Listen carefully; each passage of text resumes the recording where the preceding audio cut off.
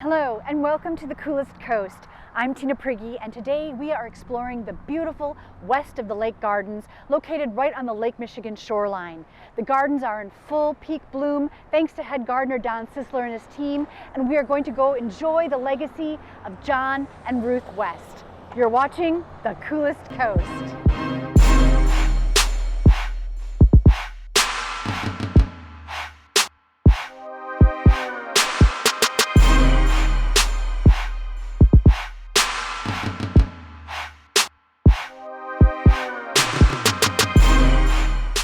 Good morning, I'm Don Cisler. I'm the head gardener horticulturist here at West of the Lake Gardens. Well, it's called West of the Lake. Not only are we west of the lake, but it was the property of John and Ruth West. There's kind of a little pun there, I guess. John West was the chief executive officer of the Manitowoc Company, Manitowoc Shipbuilding. The company was founded by John's father, Charles, in 1902. But this was their backyard. We don't try to be a botanical garden by any means. We do not label our plants simply because that is not our focus. We try to keep the gardens in the flavor that Ruth enjoyed, and basically what it is, it's a large formal backyard. We are on the patio of the West of the Lake Gardens. It has very nice fuchsia baskets in the background. This area was created back in the 1950s by John and Ruth. When the yard was a little windy with the lake winds and stuff, they put up a glass partition wall and it protected them from the wind when they would entertain. Nowadays, it gives us an opportunity to give maybe disabled folks who have a wheelchair or whatever, where they feel they cannot make it through the grounds. It's a nice place to sit and relax, and you have a nice view of the gardens. The gardens were created by Ruth starting in 1934. That makes us about 85 years old, and we expect to be here another 85 years. My job as the head gardener horticulturist is to keep the grounds in the style that Ruth enjoyed, and that means that we have kind of a stuck in the 50s mentality, if you will, with our furnishings and the formality of the garden. And I think that's important to point out, that we try to retain that history. It's important to us to retain the history of what John and Ruth were creating here, and mostly Ruth. Ruth was the gardener. There's slides showing the gardens from the 1940s, even a little earlier, right from its inception, and those are slides that I study, and that's what gives me my wherewithal where I'm coming from to try to recreate. So I've been in charge of the garden since 2003. I've been on board since 1997. We are owned and operated by the West Foundation. It's the philanthropy that John and Ruth had set up back in, I believe, 1957. So the gardens remain private. This is not a public park or a public facility by any means. It remains a private estate garden. We invite the public here to see the gardens through the summer months. And again, we try to treat everybody as an invited guest. John and Ruth wanted to do was to share the gardens and Ruth's knowledge with gardening. Ruth was a self-taught horticulturist, and she always liked sharing her knowledge, and I guess we try to continue to do that. You're able to visit the gardens 7 days a week from 10 until 5, free of charge. There are no charges to be at the garden. We only ask in return that you follow a few simple rules that we have, and basically it's be polite, stay out of the flower beds, for instance, respect the work that the gardeners do. We have 6.5 acres here. The gardens consist of different theme areas, if you will. We have an area that's dedicated to roses, where we have 160 hybrid tea roses, along with grandiflora and floribunda roses. And then we move into the red and white garden, where everything is either red or white.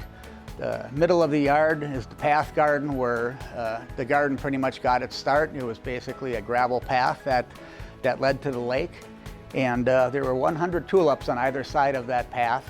That's where the gardens got their start. And after that, that turned into over 30,000 tulips. Ruth West was well known for her tulip teas, starting in 1936. And for the next 30 years, she would invite the public to see her gardens, mostly the spring garden with the tulips. She enjoyed doing that, and that was one of the few times that the public was invited in. She would do the spring tulip tea, and later in the season, the gardens gave way to roses, where Ruth had over 900 roses throughout the property. Nowadays, we concentrate more on the perennials that are in the background and a formal garden up front, annual border of flowers. That all of our annuals are raised here. We have out there 18 to 20,000 annuals are in our formal borders. So it's quite a sight to see. There are different color themes throughout. Back in the day, Ruth was the head gardener here. She had initially started the garden with a local farmer by the name of Bill Miller. And after that, it was along with Eugene Burrish. Eugene Burrish was Mrs. West's gardener for over 50 years. Back in summer of 2015, we had a leaking skylight in which would have been the original garage. And what was also noted in that original garage, which was later in the 1950s converted to a butler's kitchen, we always knew that there was one wall that was painted as a mural. It was sort of an interesting piece. Never did realize the significance behind it, just for the fact that it was in that room and it was behind some sliding doors in a storage closet. And when we had to investigate the leaking skylight, we had to get up above a false ceiling, and it was then that we had found 3 other walls that were also painted in what looked like a mural.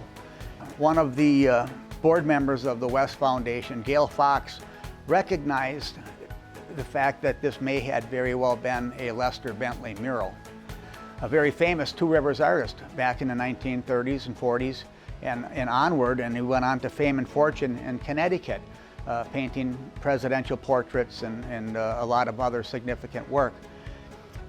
We didn't know for sure that it was a Lester Bentley until we removed a storage closet and found his autograph, and that's a pretty cool thing.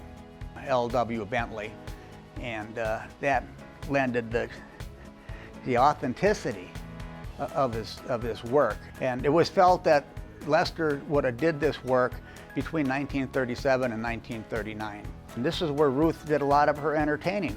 And it was also the entrance of the tulip teas, where you came, and that is where you got your you could pay for your cookies or your bars and get your coffee or tea, whatever it may be. It was a big part of the early tulip teas in the early 1930s and 40s. And the West Foundation looked into it a little deeper and decided that they would go ahead and try to have this entire mural restored.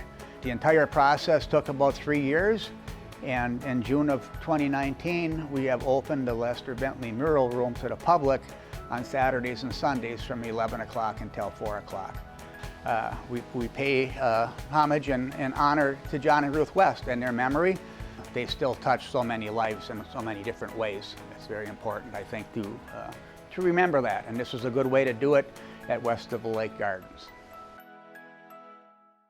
Wow, that was the West of the Lake Gardens in all of its glory. You really need to come out here and check this out for yourself. For the Coolest Coast, I'm Tina Prigge. Thanks for watching. We'll see you next time on the Coolest Coast.